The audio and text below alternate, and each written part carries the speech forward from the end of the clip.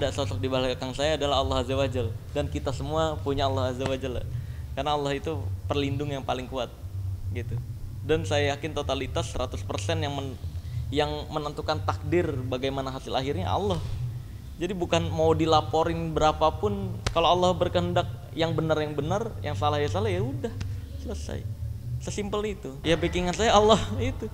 Ya benar, ada backingan Allah. Saya selalu minta tolong sama Allah untuk segala sesuatunya. Bahkan saya sulit nih, misalkan parkir sulit nih, ya saya minta juga sama Allah, ya Allah tolong dong kasih tempat parkir nih yang gampang keluarnya nanti gitu. Dalam hal kecil pun saya minta tolongnya sama Allah.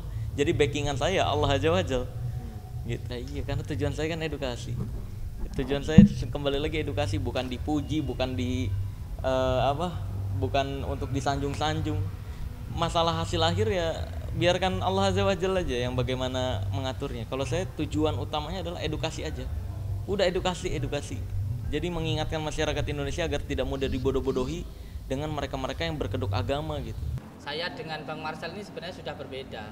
Beliau dari pesulap yang biasa melakukan trik atau tanda kutipnya tipuan untuk hiburan, dan saya dari Al-Hikmah. Saya dari Al-Hikmah.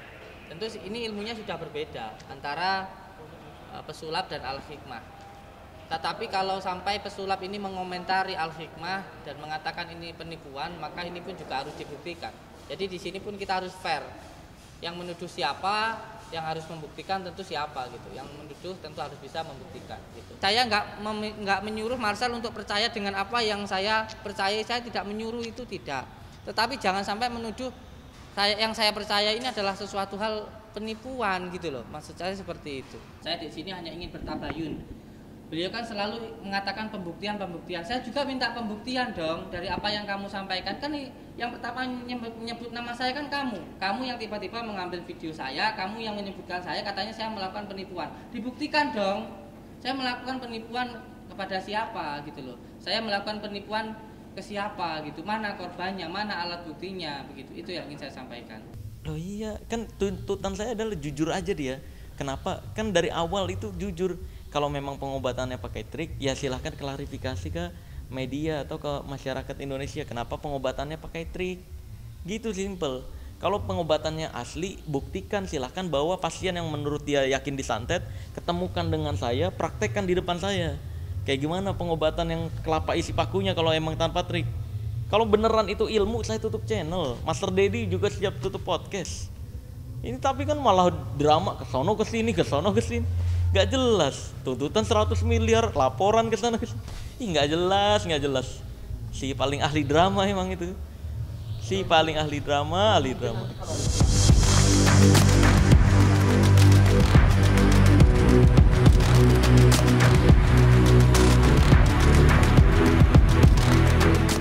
Kamu pesulap kok ngomentari Al-Hikmah, ya nggak nyambung. Kamu pesulap kok ngomongin peruqyah, ya nggak nyambung. Kamu pesulap kok ngomongin kiai, nggak nyambung gitu loh. Kalau saya bukan kiai, saya pemulung rongsok.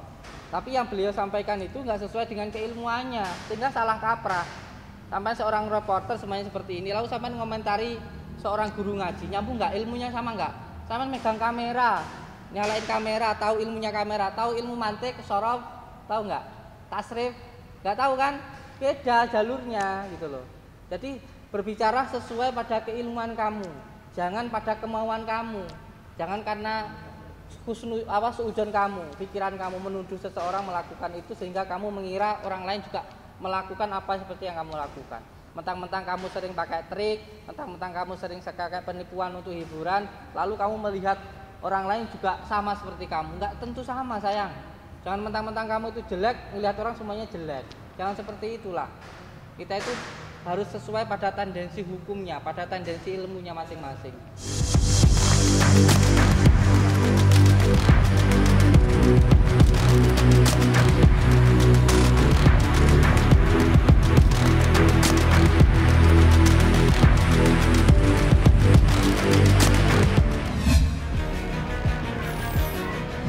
Bayangkan nih, kita kalau dibilang kebal hukum, berkali-kali dia dilaporin orang, pernah ditahan juga, pernah divonis juga.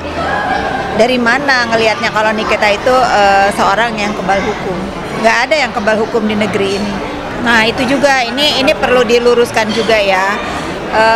Kalian jangan suka membuat berita atau isu yang memang benar-benar menurut saya itu nggak benar ya. Menurut saya sih apa ya, terlalu di framing gitu. Apa tuh bahasanya, sehingga seolah-olah Nikita itu ada kedekatan dengan Bapak FS gitu. Padahal kan semua juga tahu pada saat Nikita diperlakukan menurut Nikita sebagai warga negara Indonesia, dia kok rasanya gini amat sih gitu, digerebek tengah malam. Dan tentunya menjadi haknya Nikita sebagai warga negara Indonesia, dia juga berhak untuk melaporkan atau mengadukan apa sih yang dia alami, perlakuan apa yang dia rasanya dirasakan oleh Nikita itu, kok saya diginiin amat, lapornya kemana? Ya ke Propam gitu kan. Nah pada saat itu memang mungkin kebetulan laporan Nikita diproses.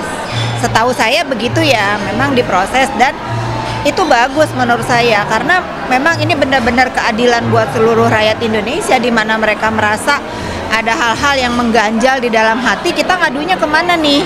Ya ke Propam kan gitu. Setahu saya Nikita tidak pernah menyebut nama juga kan, hanya berterima kasih kepada Kadipropam dan jajarannya telah menerima aduan dari Nikita. FS kan Fitri Salhuteru katanya. Tahu sih, saya sama Niki ya ketawa aja, nggak apa-apa. Ini apa ya, kebebasan berpendapat atau kebebasan juga untuk semua orang berpikiran liar tentang Nikita. Kalau saya dengan Nikita itu sudah biasa gitu. Sudah biasalah dikait-kaitkan atau dituduh-tuduh atau apalah namanya. Saya sih sudah biasa sama Niki. Jadi kalau ada hal-hal yang menurut Nikita dan saya itu menjadi suatu fitnah, ya udah diamin aja. Nanti juga kan ketahuan sih, kita itu nggak pernah bisa berbohong kan. Apa yang kita sembunyikan itu satu hari bakal ketahuan kan. Tapi khususnya dengan rumors yang belakangan ini beredar, saya jamin 1000% memang Nikita nggak kenal sama sekali.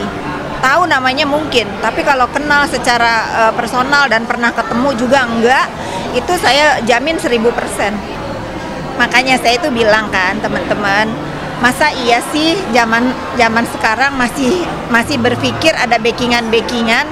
Masa iya gitu, masa ada sih orang juga yang mau nge-backing seorang Nikita Mirzani gitu. Kalau saya ngelihat sekarang ini, kenapa Nikita selalu bukan lolos ya, maksud saya selalu seperti misalnya kemarin kejadiannya ada mau ditahan tiba-tiba enggak misalnya gitu ya, selalu ada pertimbangan dari aparatur negara dan dia mempunyai lawyer yang baik untuk menyelamatkan kliennya. Nikita itu tidak akan pernah melaporkan haters karena Nikita sudah tahu resikonya bermain sosial media dan resiko dia sebagai public figure. Tetapi kalau ada orang-orang yang Nikita kenal dan tahu menghina anak-anaknya, baru dia akan seret ke pengadilan. Pokoknya saya tuh kalau ada orang yang bilang Nikita si kebal hukum, itu ketawa beneran. Gimana kebal hukumnya? Iya nggak? Bagaimana seorang Nikita Mirzani kebal hukum? Orang dia ditangkap jam 3 pagi, mau ditangkap jam 3 pagi, didatangi berkali-kali, terakhir ditangkap di depan Mall Senayan City. Nggak mungkin lah kalau orang yang mempunyai backingan katanya ada ada aparatur negara yang melakukan itu terhadap Nikita. Ya memang nggak ada backingan.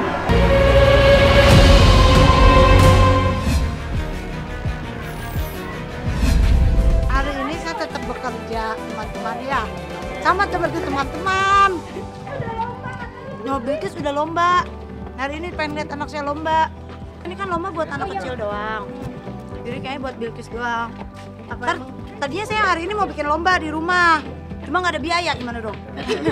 Enggak, takutnya saya kan kerja mulu nih. Maksudnya nggak bisa libur sampai malam saya kerja. Jadi nggak bisa lomba. Biasanya ngadain di rumah gitu, ngadain. Cuma karena ini saya kerja, jadwalnya saya nggak bisa izin juga. Jadi ya udah deh, nggak ada lomba berarti. Udah ngikuti RT RW aja.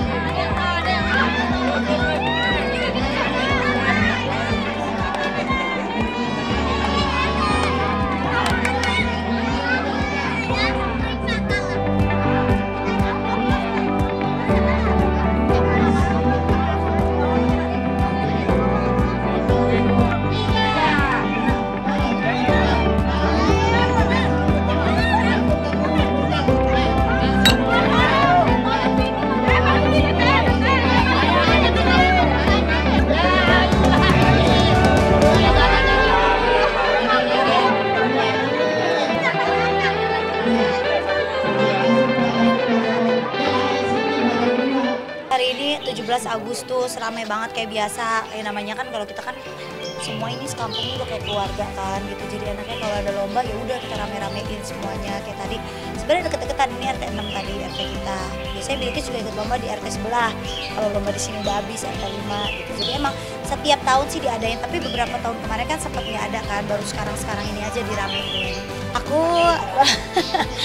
tadi lomba apa namanya, makasih ya Ki udah lama gak ikut lomba apa tuh? Tapi pada salah udah. Iya tapi aku curang nggak kan? Iya menang juara 1 enggak. Iya main dapat minyak. Terus ibu tadi lomba juga dapat gula juara 2. Ayah juga lomba kelereng tadi juara berapa dia? 1. Bilkis juga tadi yang 1 ada, yang ketiga ada. Ya seru-seruan aja.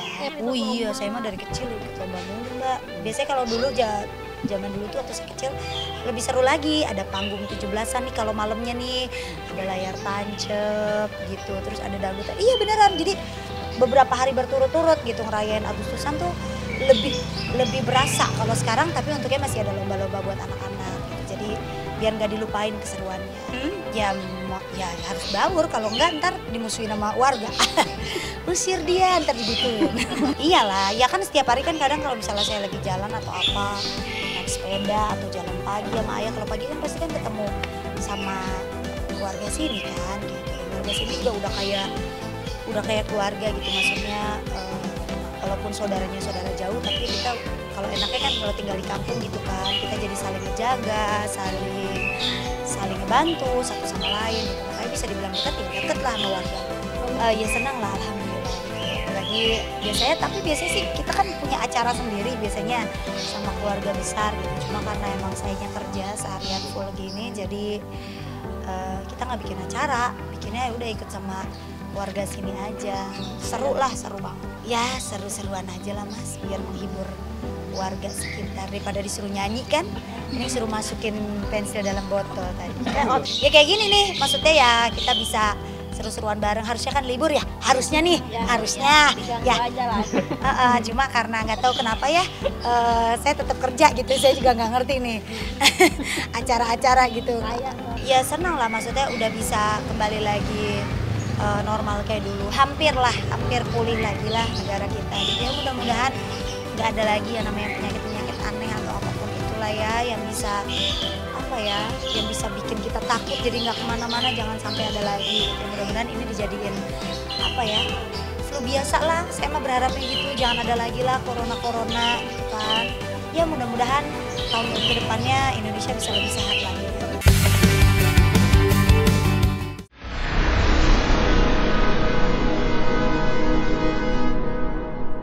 Jadi jangan lupa untuk subscribe Cumi Cumi.